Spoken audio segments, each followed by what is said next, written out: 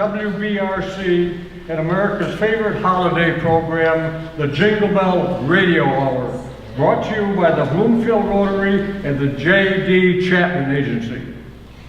Looking for insurance for home or life or car? Let J.D. Chapman Agency be your shining star. Give us a jingle. 585-394, then 5482.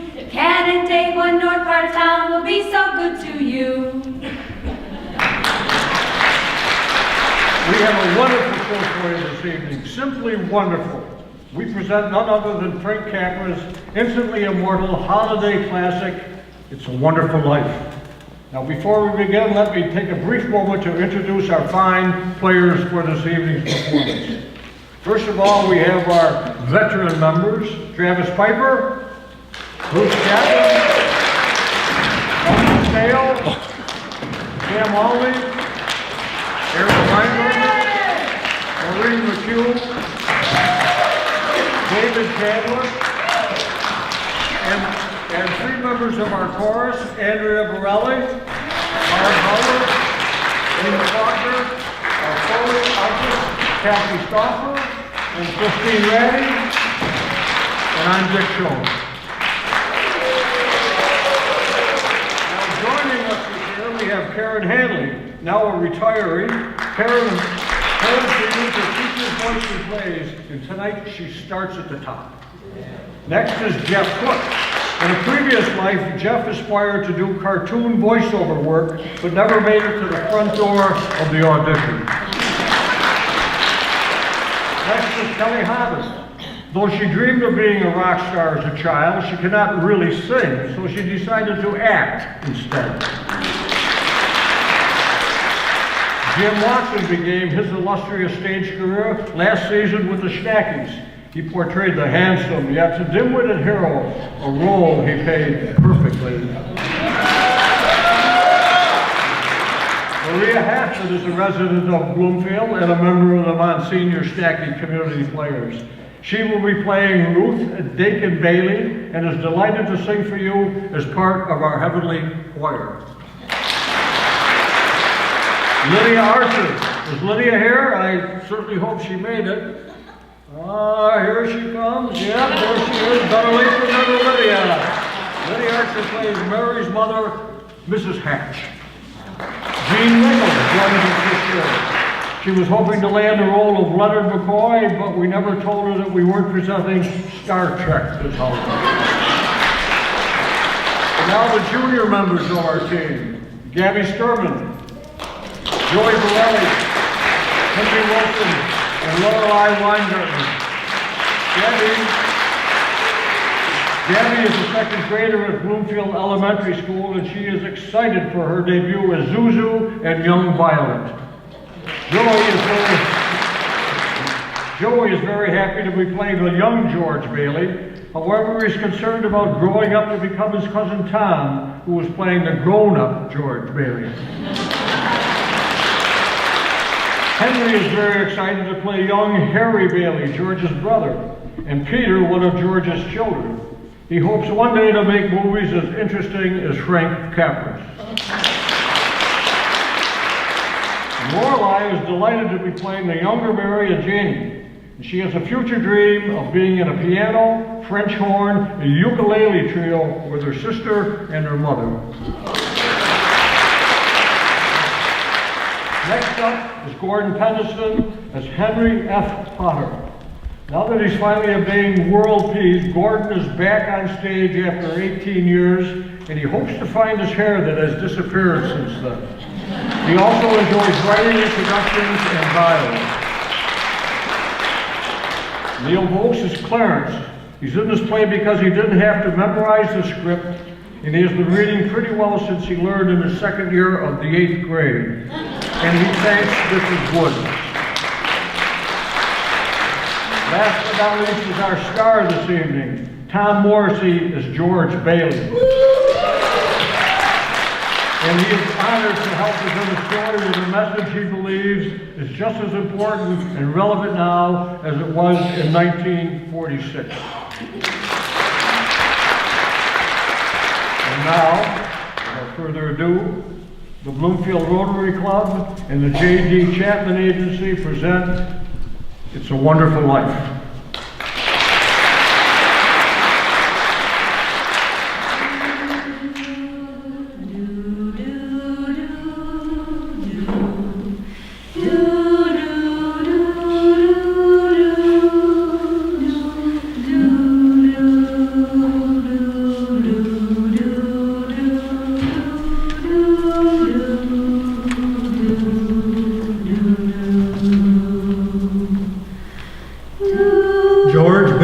Saved my life. Bless him, Lord. Dio mio, please help my best friend, George Bailey. Look after my dear son, George. Lord, please. George always put everybody else first. He saved this whole town, if you ask me. Please keep George Bailey safe. He helps everyone, even when they don't deserve it. George never asked for much. Give him a break, God. Dear Lord, watch over my husband George tonight. Please, God, something's the matter with Daddy. Please bring Daddy back.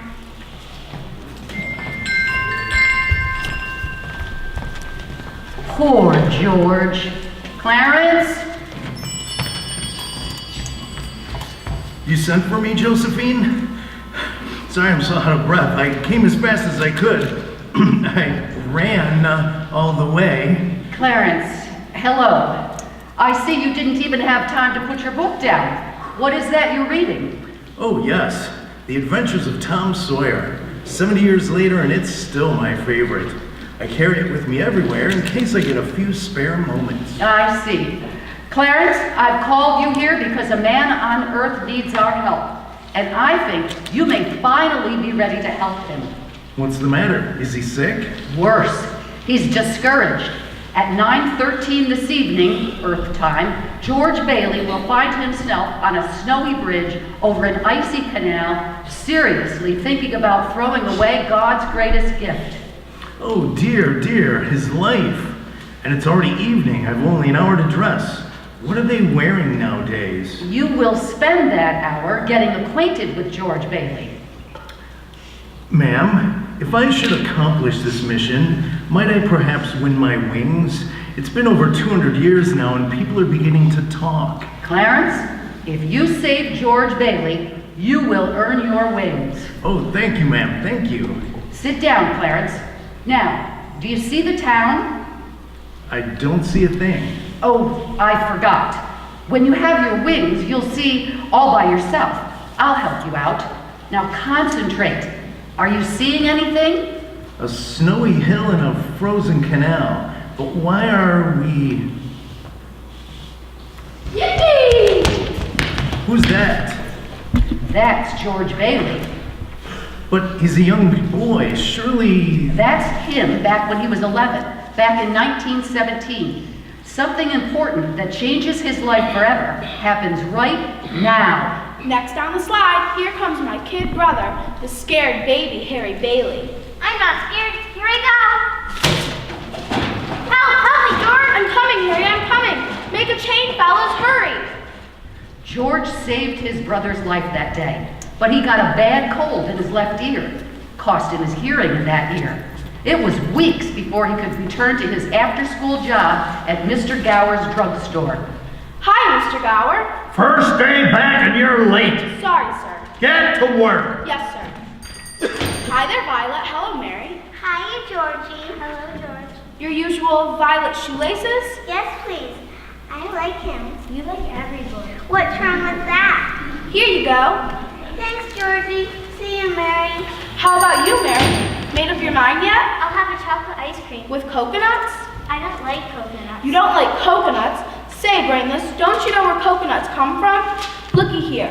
From Tahiti, the Fiji Islands, the Coral Sea. Look at this. A new magazine? I've never seen this one. Of course you never. Only us explorers can get it. I've been nominated for membership in the National Geographic Society. One chocolate ice cream with no coconuts coming right up. Is this the year you can't hear him? George Bailey, I love you to the day I die.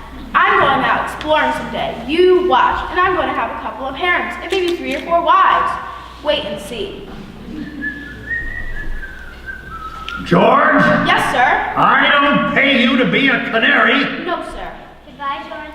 Bye, Mary. And here you go, and bye, Mary. Sorry I called you brainless. Hey, what's this? Oh, a telegram. What does it say? It's a telegraph from the school where Gower's son studied. He caught influenza and died suddenly this morning. Gower spent the rest of that morning drowning his sorrows in the bottle. Mr. Gower, do you want something? Anything? No. Anything I can do for you? Anything at all? Yes, take these pills. Oh, I'll get them, sir. Take these pills over to Mrs. Randolph. She's waiting for them. Her son has diphtheria. Okay, Mr. Gower. Mr. Gower, I... Get going! Yes, sir.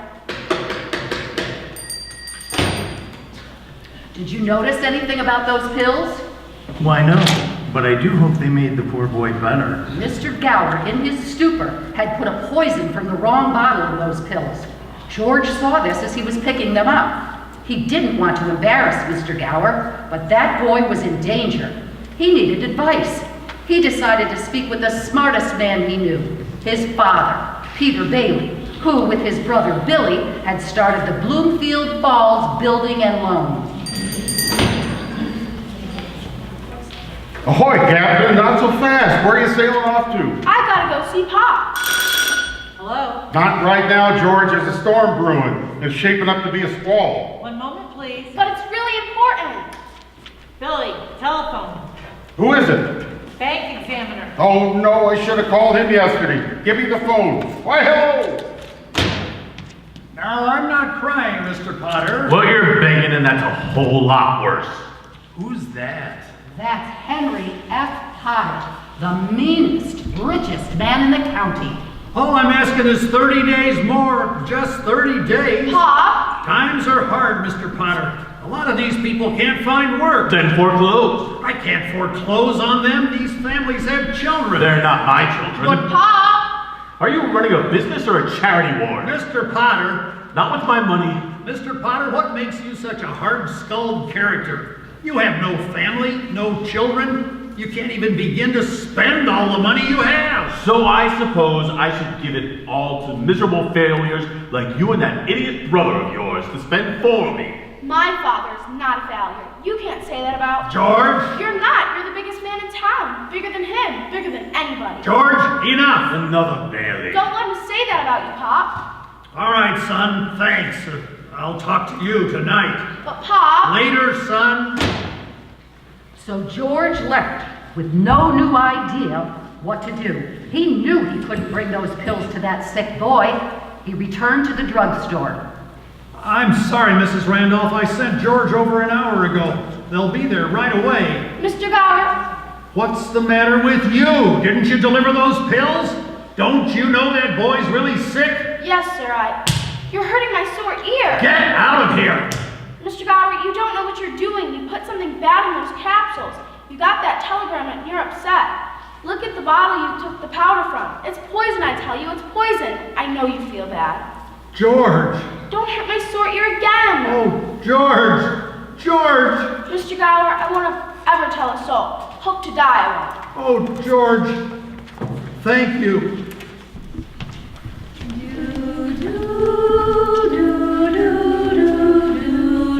And did George ever tell anyone about the pills? Not a soul.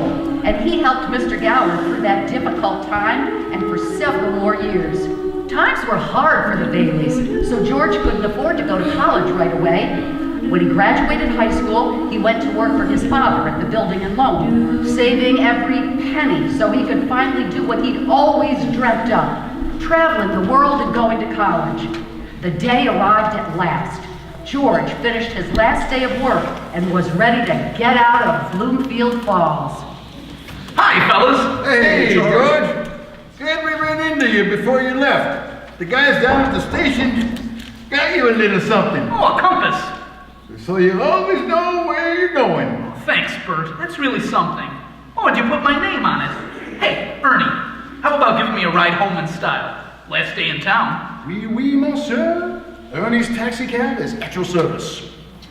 So, what boat are you sailing on? Oh, I'm working my way across on a cattle boat. A cattle boat? So I like cows. Hiya, Georgie. Oh, hello, Violet. Say, that's a nice dress you have on. You mean this whole thing? Why, I only wear it when I don't care how I look. See you at the dance tonight? Well, I don't know. You're not going to skip town without giving me one more dance, are ya? Oh, Violet, I can't make any promises. Don't let me down, Georgie. See you later, fellas. Want to come along, Bert? Show you town? No thanks. Think I'll go home and see what the wife's doing. Family man. Boy, oh boy, last meal at the old Bailey boarding house. Well, son, I hope you have a great trip. We're all gonna miss you. I'll miss you all too, Pop. What's the matter? You look tired. Oh, I had another tussle with Potter today. I thought when we put him on the board of directors, he'd ease up on us a little bit. I wonder what's eating that old money-grubbing buzzard. Oh, he's a sick man. Sick in his mind, sick in his soul, if he has one. Hates everybody that has something he can't have. Hates us mostly, I guess. I'm off to the dance, so long. Harry, you behave yourself. You coming later, George? What, and be bored to death? Ah, you couldn't want a better death. Lots of pretty girls. See you there. Pop, did I act like that when I graduated high school? Pretty much. Oh, George, I wish we could send Harry to college with you. Oh, now don't worry, Pop. We have that all figured out.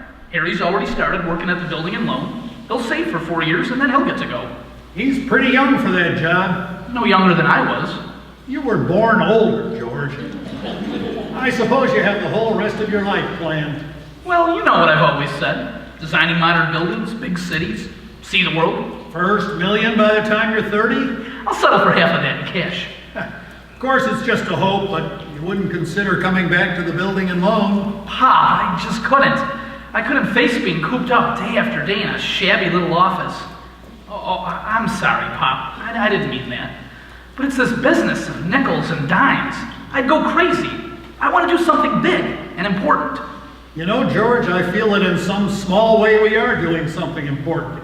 Satisfying a fundamental urge for a roof over a person's head with 4 walls and a fireplace. We're here day after day helping men get those things in our shabby little office. I know, Dad. I wish I felt... But I've been hoarding pennies like a miser in order to... Well, most of my friends have already finished college. I just feel if I didn't get away, I'd bust. Yes, you're right, son. This town is no place for any man unless he's willing to crawl to powder. You've got talent. You get yourself an education, then you get out of here. Pop, do you want a shock? I think you're a great guy. You know what? I think I'll get dressed and go over to Harry's party. Have a good time, son. Bloomfield Gas, won't you come out tonight? Come out tonight, come out tonight. Bloomfield Gas, won't you come out tonight? And dance by the light of the moon. Old Moss Mac, George! Hee-haw! Sam Wainwright, how are you? When did you get into town? Oh, this afternoon, I thought I'd give the kids a treat. Old college graduate now, huh? Old college Wainwright, they call me. Hey, well, freshman, looks like you're gonna make it after all. Sure am. Well, I'll see you around, George. Georgie. Well, hello, Violet. Gonna give me a dance? I don't know, I'm not much of a dancer. Well, then what are you doing here? I thought I'd give the kids a treat. Georgie, porgy. You're not having any fun at all, are you? Well, you know, Vi, it's a big day tomorrow. I've got a lot on my mind. Well, tonight's your big chance. What would you rather be doing? You game, Vi? Let's make a night of it. Oh, Georgie, I'd love it. What do we do? Let's go out in the field behind Town Hall and run through the grass. All right. Well, then we could hike up to the falls. It's beautiful up there in the moonlight. Hiking? In these shoes? And there's a green pool up there, and we could swim in it. I can't get this dress wet. It's silk. Then we could climb up to Bristol Mountain and smell the pines and watch the sunrise against the peaks. George, you're a swell guy. But I'm not hiking up a mountain in the middle of the night. Boy, oh boy, There's really something special about you. I'm not sure how to take that. As a compliment, for sure. I'm glad I know you, George Bailey. Well, thank you, Violet. Hee-haw! Hey, George! A bunch of us are driving down to the canal to have a few more laughs. Want to join? No, I'm feeling a little bit tired. My train leaves first thing tomorrow. Oh, then, hey, would you mind walking my best girl, Mary, home? She's not feeling up to it, and, hey, you know her mother. Well, of course. That is if it's okay with you, Mary. I'd like that, George. You got room for one more? For a gal like you, of course. Come on, Violet. Good night, old mossback, and good luck. Hee-haw! Bloomfield gals, won't you come out tonight? Come out tonight, come out tonight. Bloomfield gals, won't you come out tonight? And dance by the light of the moon. Hot dog, just like an organ. Mm-hmm, beautiful night. Yes, it is. So you're off to college soon too, aren't you, Mary? That's right, Hunter College. To be closer to Sam? Oh no, I picked New York because I wanted to see the city. Plays, museums, shops, so much to do. You know, like you've always talked about, George. Sam's just an old friend of the family, you know that. It would never be anything serious between us, even if my mother might want there to be. Oh, well, now that I know that, if it wasn't me talking, I'd say you were the prettiest girl there tonight. Well, why don't you say it? Well, I don't know. Last night in town and all. But maybe I will anyway.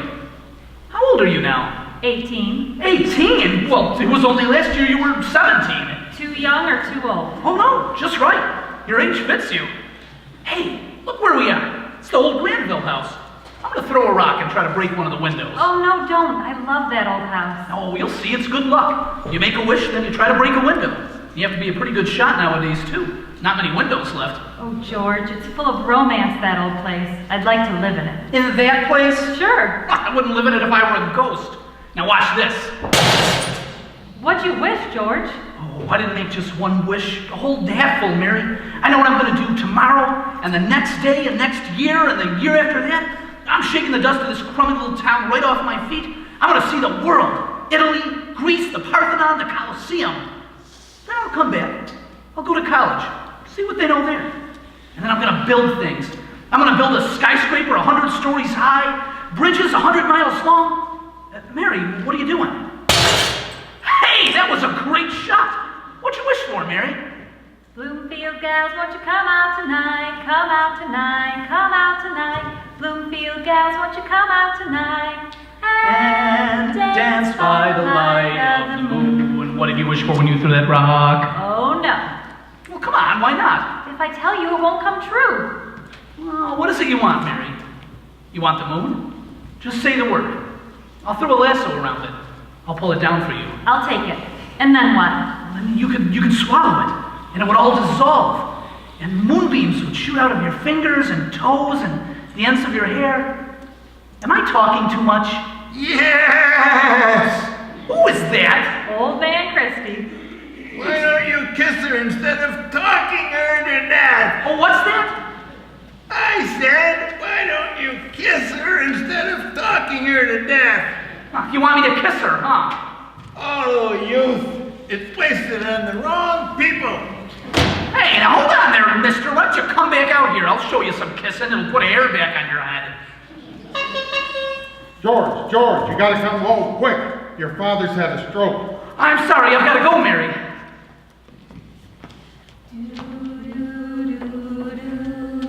George's father died that day, and George canceled his trip so he could stay home and get his father's affairs in order. On his last day before leaving for college, the board of directors of the building and loan convened a meeting to decide the fate of the building and loan.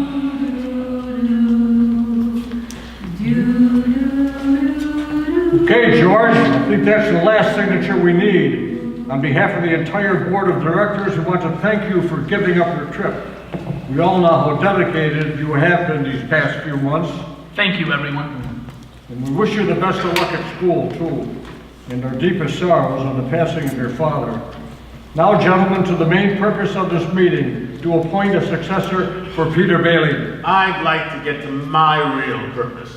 I claim this institution is not necessary for this town. Therefore, Mr. Chairman, I make a motion to dissolve the Bailey Building and Loan. People should wait and save their money before they even think of buying a decent home? Well, wait for what? Until their children leave them? Until they're so old and broken down that they... Do you even know how long it takes a working man to save $5,000? Well, why don't you remember this? This rabble you keep talking about, they do most of the working and paying and living and dying in this town. Is it too much to have them work and pay and live and die in a couple decent rooms and a bath?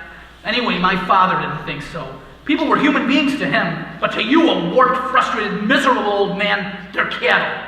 Well, in my book, he died a much richer man than you will ever be. I'm not interested in your book. I'm talking about... I know just what you're talking about. It's something you can't get your fingers on, and it's galling you. Look, I've said too much. You're the board here. Do whatever you want with this thing.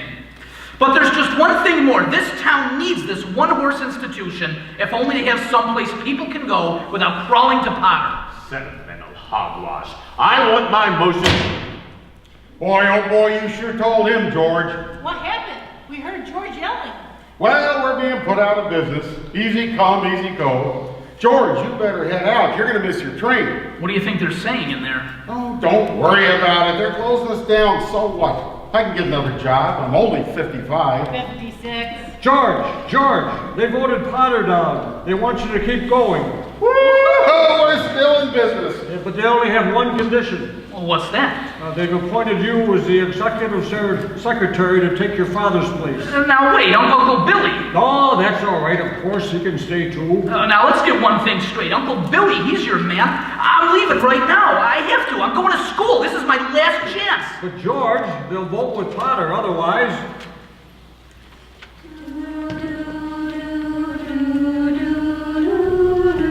He didn't go, did he? No, he didn't. He gave his school money to Harry instead. Harry became a football star, made second team, All-American. Well, what about George? George got 4 years older, waiting for Harry to come back to take over the building and loan. And the day came that Harry did come home. He came with a few surprises. Hot dog, there she blows. Uncle Billy, you know what the 3 most exciting sounds in the world are? I sure do. Breakfast is served, lunch is served. No! Anchor chains, plane motors, and train whistles. Ha! There's the professor now. Hee-haw, Harry. Hee-haw. Well, if it isn't George, National Geographic Bailey. Hey, Uncle Billy. Boy, am I glad to see you. Oh, hey, say, fellas, where's Mother? She's at home cooking the fatted calf. Come on. Oh, wait just a minute. Uncle George? Wait, no, George, Uncle Billy. Meet Ruth Dakin. Ruth Dakin Bailey, if you don't mind. I told you I had a surprise. Meet the wife. Well, what do you know? Well, how do you do? Congratulations. Congratulations. Harry, why didn't you tell someone? Ruth, what's a pretty girl like you marrying a knucklehead like him for? Well, it was purely mercenary. My father offered him a job. He did, huh? Yes, my father owns a glass factory in Buffalo, and he wants to get Harry started in the research business. And it's a good job? Oh, yes, very. Not much money yet, but a bright future. And he's a genius. My father fell in love with him right away. And you did too, huh? Enough questions. Let's get this lovely lady home to meet the mother-in-law, my lady. Oh, why, thank you.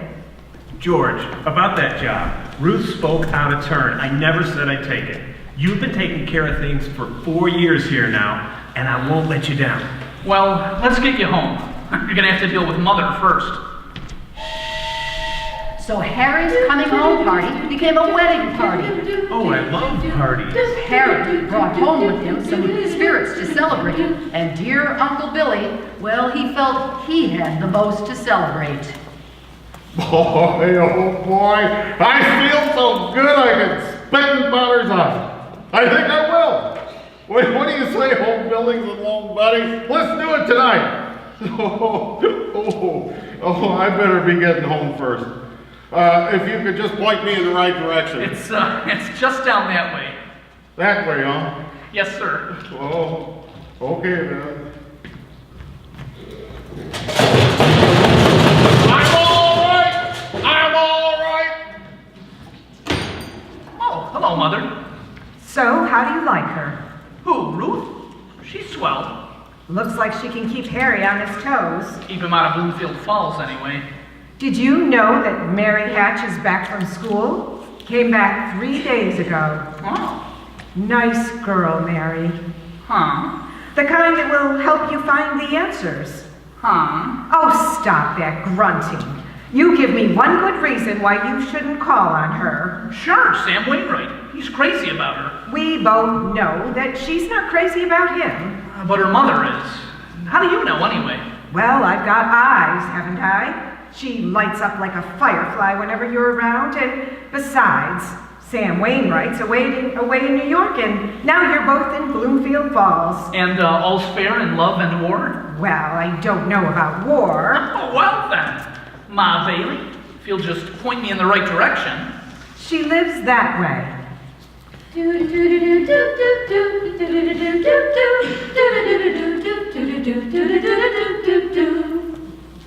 What are you doing out there? Picketing? Oh, hello, Mary. I just happened to be passing by. So I see. Have you made up your mind? Huh? Have you made up your mind? About what? About coming in. Your mother told me this morning at the market you were going to stop by and pay me a visit. Well, how did she know that? Didn't you tell her? Well, no. I just went for a walk, and I happened to be passing by. Well, are you coming in or aren't you? Well, I'll come in for a minute, but I did not tell anyone I was coming. Let me take your hat. Have a seat. Thank you. Well, when did you get back? Tuesday. I thought you'd stay in New York with Sam and the rest of them. I stayed for all those summers and worked, but after school, well, I guess I was homesick. Homesick for Bloomfield Falls? Well, yes, for my family and, well, everything. But after New York, don't you feel like you're suffocating here? No adventure, no excitement. I don't know, George. Living a full life surrounded by your family and people who love you can be pretty exciting too, don't you think? Yeah, exciting enough to give my father a stroke. You know, George, I think your father was a hero, and I know most people in this town would agree with me. Well, I don't know about that. It was nice about your brother Harry, wasn't it? Yeah, that's all right. Don't you like her? Well, of course I like her. She's a peach. So it's just marriage in general that you're not enthusiastic about, huh? Well, no. Marriage is all right for Harry and Marty and Sam and you, but being shackled down to a job in a tiny little town, being stuck in your old life day after day, I'd go crazy. Oh. Mary? Yes, Mother? Who's down there with you? It's George Bailey, Mother. George Bailey, what does he want? I don't know. What do you want? Not a thing, I just... Well, what is he doing here? He's making violent love to me, Mother. Well, you tell him stop right now and go right on home before I call his mother. And don't you leave this house. Sam Wainwright promised to call you from New York tonight. You know, tell your mother not to bother. I didn't come here to... Well, what did you come here for? I don't know. You tell me. You're the one who's supposed to have all the answers, so you tell me. Oh, why don't you go home? Mary, the phone. It's All right, I'm going. You don't even know why I stopped over here in the first place. Or why my mother even told me to... Where's my hat? Mary, what's wrong with my hat? Hee-haw! Oh, hee-haw, Sam. Oh, how are you? Oh, just great. There's an old friend of yours here, George Bailey. Oh, Mossback George. That's right, old Mossback George. Wait just a second, I'll put him on. He doesn't want to speak to George. Yes, he does. He asked for him. Hey there, Mossback. What are you trying to do, steal my girl? Hello, Sam. Now, what do you mean? Nobody's trying to steal anybody's girl. Here's Mary. Oh, no, wait a minute. I want to talk to both of you. Tell Mary to get on the extension. Mother's on the extension. I am not. We can both hear. We're listening, Sam. I have a big deal coming up that's going to make us all a fortune. Hey, George, remember the night at Martini's bar when you told me you read someplace about making plastics out of soybeans? Huh? Yeah, the soybeans? Well, I love the idea, and I'm going to do it. I found some big investors, and I'm going to build a factory outside of Rochester. How do you like that? Rochester? Why Rochester? Well, why not? Can you think of any place better? Why not right here? You remember that old knitting mill that closed down? You tell your father. He could buy that for a song. And all the labor he wants, too. Say, we could put the whole town back to work. That sounds great. I knew you'd come through. Now listen, and Mary, you're in on this too. You have any money? What, money? Yeah. I want you to put every cent you've got into our stock, you hear? And George, I want you to hit on the ground floor. This is the biggest thing since radio. Well, Sam, I don't know. What about the building and loan? The building and loan. You're still married to that broken down place. Hey, Mary. Yes, Yes, Sam, I'm here. Would you tell this guy I'm giving him the chance of a lifetime? He says it's the chance of a lifetime. Now you listen to me. I don't want any plastics or ground floors or small towns, and I don't want to get married to anyone. Do you understand? I want to do what I want to do. But Harry can't stay, and to Uncle Billy. Bloomfield Falls needs that pathetic building and loan. I may never get out of here. Oh, George. Mary, a wonderful gal like you deserves better. You deserve New York. Penthouses, fancy cars, Sam Wainwrights.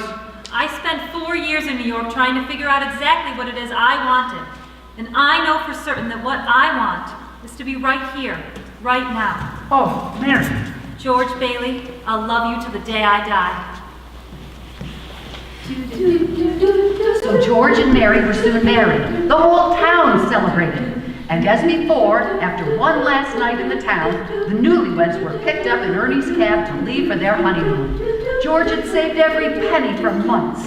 Between that and the gifts they received for their wedding, they finally saved enough to see the world together.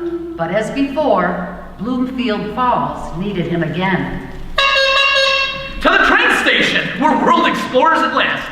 Hey, Bert sent the champagne over. He said to float away to Happy Land on the bubbles. Good old Bert. So, where are you two going? You know what we're gonna do? We're gonna shoot the works. A whole week in New York, then a whole week in Bermuda. The finest hotels, the oldest champagne, the richest foods, the hottest music, and the prettiest wife. Here's the kitty, Ernie. Ooh, I feel like a bootlegger's wife. That does it. Then what? After that, who cares? Hey, come here, you. Uh-oh. Look now, but something funny going on at the bank. Never seen one before, but that has all the earmarks of a run. Just a minute. Uh-oh. Please, let's not stop, George. Ernie, get me over to the building and loan.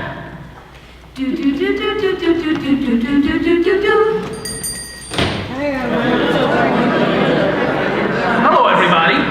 Mrs. Thompson, how are you? Tom? What's the matter here? What is this, Uncle Billy, a holiday? Please just excuse us for a minute while we figure out what's going on. This is a pickle, George. This is a pickle. All right, now what's happened? How does anything like this ever start? All I know is a bank called our loan. When? About an hour ago. Had to hand over all our cash. All of it? Every last cent, and it was still only part of what we owed. Well, this whole town's gone crazy. Hello? George! Oh, hello, Mr. Potter. George, there's a rumor around town that you've closed your doors. Is that true? Not at all, Mr. Potter. Well, I'm very glad to hear it. Sounds like you have a crowd in there. Are you all right? Do you need me to send over the police? The police? What for? Well, mobs can get pretty ugly sometimes. George, I am going all out to help in this crisis.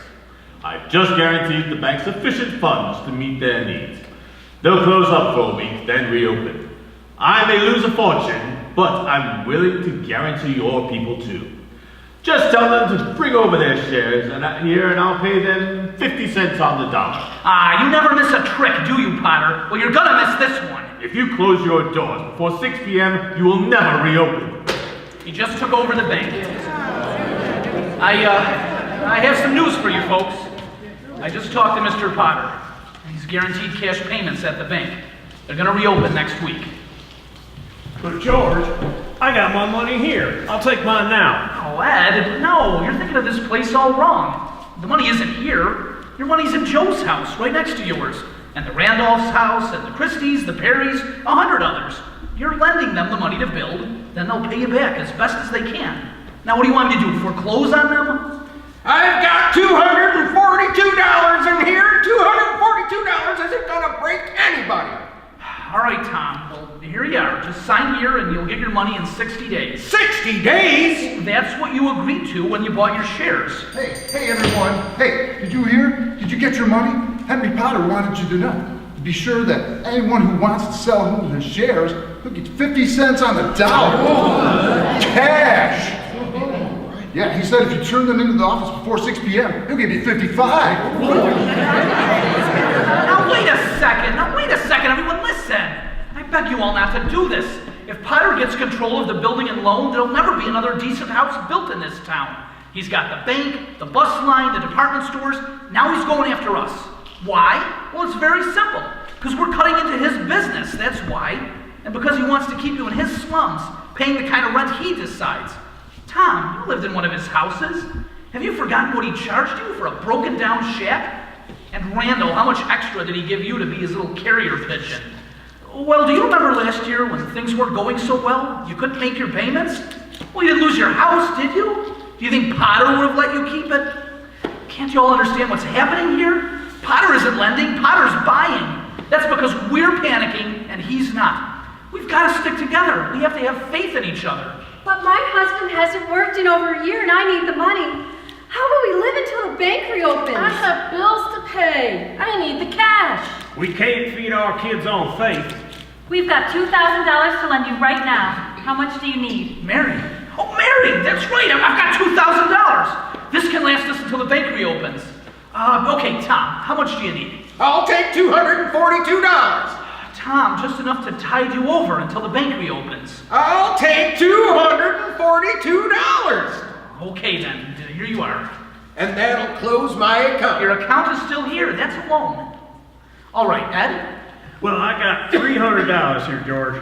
But Ed, what will it take just till the bank reopens? I don't know, George. Suppose 20? Now you're talking. Thanks. Thank you, Ed. Mrs. Thompson, how much do you want? But it's your own money, George. Never mind about that. How much do you want? I can get along with 20, all right. All right, 20. Thank you. I'll sign the paper, too. You don't have to sign anything. I know you'll pay it as soon as you can. All right, Mrs. Davis? Could I have $17.50? Bless your heart, of course you can. Uncle Billy, do you have any quarters? I think we're gonna make it, George.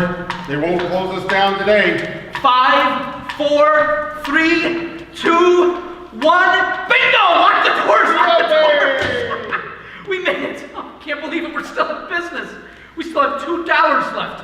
Uncle Billy, go grab the whiskey from your bottom drawer. This calls for a toast. A couple of old financial wizards here. The old Rockefellers of Bloomfield Falls. A toast. Here's to Mama Dollar and Papa Dollar. And if you want this old building and loan to stay in business, you'd better have a family real quick. Like rabbits. This calls for cigars. Well, here, I still have some from the wedding. The wedding! Holy mackerel, I'm married! Where's Mary? Mary? Oh, well, it's 6 p.m. The train's long gone. I wonder if Ernie's still here with his cab. Hello? Well, he's gone. I better... George, you have a call. It can wait. Get my wife on the phone. Mrs. Bailey's on the phone. I don't want Mrs. Bailey right now. I want my wife. Oh, Mrs. Bailey. Oh, that's my wife. Hey, here. Mary, darling, I'm so sorry. I promise I'm sorry, what was that? Come home? Where are you? 320 Sycamore? Ernie's on his way.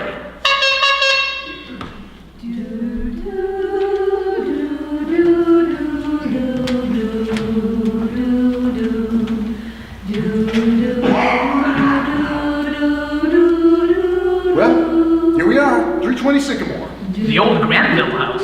Welcome to the Waldorf Hotel, monsieur. If you please follow me. Enjoy your stay, sir. Mary? Welcome home, Mr. Bailey. Home? What do you mean? Remember the night we broke the windows in this old house? This is what I wished for. Well, I'll be. I love you, Mrs. Bailey. So George saved the building and loan again. They never got to take that honeymoon, and George labored away day after day to keep the business from falling apart at the seams. But even amidst all the toil, Mary and George found ways to bring joy into their lives and the lives of their friends. Mr. and Mrs. Giuseppe Martini, welcome home. Imagine that! I own this house! Me, Giuseppe and Martini. No more we living like pigs in a potter's field. Your first housewarming gifts. Bread, that this house may never know hunger. Salt, that life may always have flavor. And wine, that joy and prosperity may reign forever. Enter the Martini Castle. Thank you, Mr. Bailey. Maria, hurry! Bring the baby, the kids. However, there was one man in town who did not get joy from George Bailey. I can guess who you mean. That's right, Clarence. Henry F. Potter. Look, Mr. Potter, it's no skin off my nose. I just collect the rent and do what I'm told. But you can't disregard the standard of living in Potter's Field any longer. People are moving into Bailey Park as fast as the houses can be built. Have you seen them? Dozens of the prettiest little homes you ever saw. Almost entirely owned by people who used to pay rent to you. If I were you... Well, you are not me. Good day. As I say, I just do what I'm told. Good day, Mr. Potter. That George Bailey has been a boil on my neck for long enough. Get me the building and loan.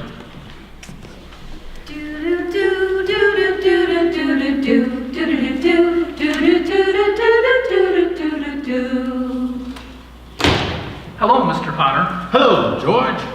Please come in. Welcome to my office. Thank you. Sit down. Cigar? Thank you. You like it? Yes. Yes, quite a cigar. I'll send you a box. Well, I suppose I'll find out sooner or later, but what exactly did you want to see me about? You're a straight shooter, George, and that's just what I like about you. George, I'm an old man, and most people hate me. But I don't like them either, so that makes it all even. You know that I practically run everything in this town but the Bailey Building alone. You also know that for a number of years I've been trying to take control of it, or kill it. But I haven't been able to do it. It has been stopping me. You have beaten me, George, and that takes some doing. Take during the Depression. You and I were the only ones who kept our heads. You saved the building loan, and I saved the rest. Well, some people say you stole the rest. The envious ones say that, George. The suckers. Now, I've stated my side very frankly. Now let's look at your side. A young man, 27, 28, married, making, say, 40 a week. 45. 45. 45. Out of which, after supporting your mother and paying your bills, you're able to keep $10 a week if you skip. A child comes along and you won't be able to save a nickel. If this man of 28 were an ordinary man, I'd say he was doing fine. But George Bailey is no ordinary yokel. He is an intelligent, ambitious, visionary man who loathes his job and hates the building and loan almost as much as I do. A young man who's been dying to get out of town since the day he was born. Smartest in the crowd, a young man who was forced to sit by and watch his friends go places while he's trapped. Yes, sir, trapped into frittering his life away, playing nursemaid to a town of garlic eaters. Do I paint a correct picture, or do I exaggerate? What's your point, Mr. Potter? My point? My point is I want to hire you. Hire me? I want you to manage my affairs, run my properties. I'll lay it right out for you, George. I'll start your salary at $20,000 per year. $20,000? You wouldn't mind living in the nicest house in town, buying your wife a lot of fine clothes, monthly trips to New York, a few to Europe. You wouldn't mind that, would you, George? Would I? You're not talking to somebody else here, are you? You remember me. I'm George Bailey. Oh, yes, I remember you. George Bailey, whose ship has just come in, if he has the brains to climb aboard. What about the building and loan? Oh, confound it, man! Are you afraid of success? I'm offering you a 3-year contract at $20,000 a year, starting today. Is it a deal or isn't it? Well, Mr. Potter, I know I had a jump at the chance, but I wonder if I might have 24 hours to think it over. Sure. You go home and talk about it with your wife. Thank you, Mr. Potter. In the meantime, I'll draw up the papers. Yes, sir. No, now wait a minute here. I don't need 24 hours, and I don't have to talk to anybody. I know right now, and my answer is no. No, doggone it. You sit around here, and you spin your little webs, and you think the whole world revolves around you and your money. Well, it does not, Mr. Potter. You know, in the whole vast configuration of things, I'd say you're nothing but a scurvy little spider.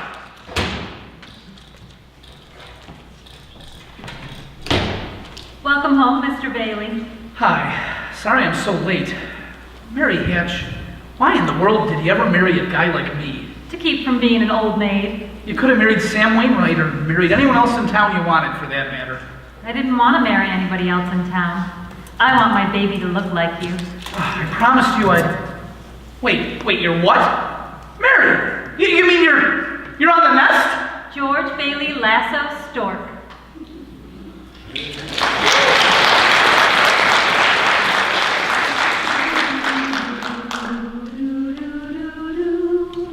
You're tuned in to the Jingle Bell Radio Hour, brought to you by the Bloomfield Rotary Club and the J.D. Chapman Agency.